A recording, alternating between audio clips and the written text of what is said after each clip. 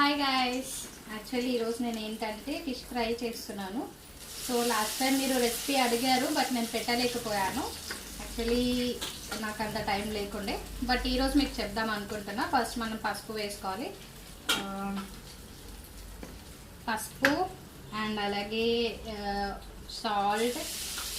Salt ఎక్కువ వేసుకుంటే చేపకి ఎక్కువ సాల్ట్ పడుతుంది. So then after that we have to, ఇది కారం మా అమ్మమ్మ గారు మాకు చేసి ఇస్తారు ఎప్పుడు అయినా, ఆ కారం అన్నమాట. సో ఈ కారంతో మేము చేసుకున్న వంటలని మంచిగా వస్తాయి. సో దీంట్లో మనం లెమన్ కూడా పిండుకోవాలి. కొన్ని ఐటమ్స్ చూపిస్తున్నాను, వీడియో ఎండ్ అయ్యే వరకు అన్నీ చూపించేస్తాను మీకు, డోంట్ వరీ. ఇది మసాలా పౌడర్, ఇది కూడా మా మమ్మీ వాళ్ళ మా అమ్మమ్మ ఇంటి నుంచే తెచ్చుకున్నారు.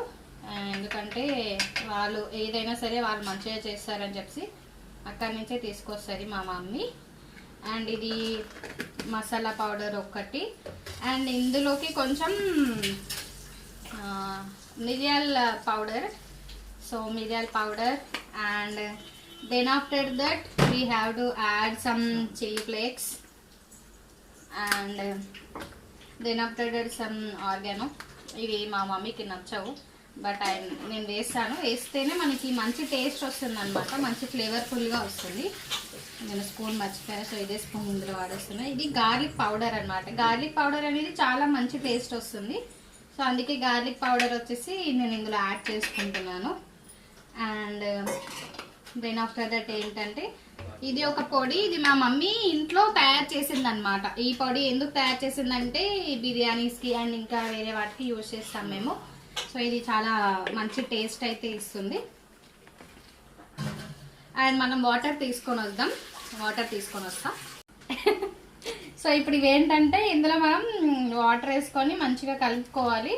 అయితే మీరు ఆయిల్ వేసుకున్నా బాగానే ఉంటుంది, బట్ నేను వాటర్ ఎందుకు వేస్తానంటే చేపలకి మంచిగా పట్టాలని చెప్పేసి నేను వాటర్ ఎక్కువ వేస్తాను. సో ఈ మసాలాలో మనం చేపలు కలుపుకొని ఫ్రై చేసుకోవడమే, తవా పైన ఆయిల్ పెట్టుకొని. సో నేను ఫ్రై చేసేటప్పుడు నేను మీకు చెప్తాను, నేను ఫ్రై చేసేటప్పుడు మీకు ఎలా ఏంటి అని, ఎందులో ఫ్రై చేస్తున్నాను, డీప్ ఫ్రై చేస్తున్నానా, నార్మల్గా చేస్తున్నానా అనేది చూపిస్తాను. ఈ వీడియోకి అయితే ఇంతే. Thank you for watching. అనేది నేను మ్యారినేషన్ చేసేసాను. ఇందులో అల్లం వెల్లుల్లి పేస్ట్ ఒకటి యాడ్ చేసుకొని కార్న్ఫ్లవర్ కూడా యాడ్ చేసుకున్నాను. ఫ్రై చేసేటప్పుడు మీకు చూపిస్తాను. సో రెసిపీ డీటెయిల్గా కావాలనుకుంటే comment down below. Thank you for watching.